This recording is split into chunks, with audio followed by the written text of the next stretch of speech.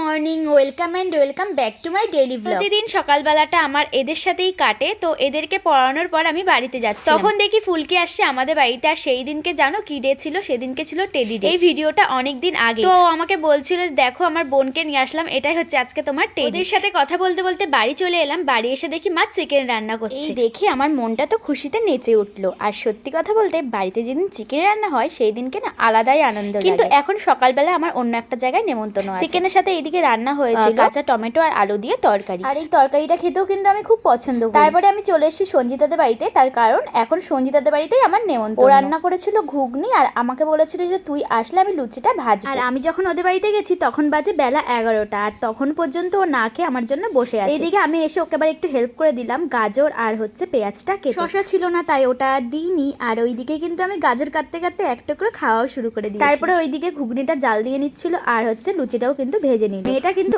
অনেক কাজের, আমার থেকেও অনেক বেশি কাজ করে। এইদিকে দেখো সবকিছু রেডি, এখন কিন্তু আমাদের এগুলো খাওয়ার পালা। তারপর দুজনে মিলে অনেক গল্প করেছি, আর গল্প করতে করতে ওইদিকে দেখো রেডি করে দিচ্ছি। আর তোমরা তো এতদিনে জেনে গেছো যে ঘুগনি আমার খুব পছন্দেরই একটা খাবার, তাই সঞ্জিত যখনই ঘুগনি রান্না করে না কেন আমাকে কিন্তু দিয়েই খায়। প্রতিবারই দুটো জিনিস খেতে গেলে আমি আমার জিভটা পুড়িয়ে ফেলি, সেটা হচ্ছে কফি আর হচ্ছে ঘুগনি। মেয়েটা আমাকে এত সুন্দর করে রান্না করে খাওয়াচ্ছে, তো ওকে তো একটু খাইয়ে দিতেই হবে, তাই ওকেও কিন্তু খাইয়ে দিই। এর মাঝে দুপুরের দিকে আর কোনো ভিডিও করা হয়নি। সন্ধ্যেবেলায় গেছিলাম আমি রুমিকে পড়াতে, তো কাকি করেছিল চাউমিন। কাকি আমাকে আর রুমিকে দিয়ে দিল চাউমিন, আর কাকির হাতে চাউমিন খেতে তো আমার খুবই ভালো লাগে।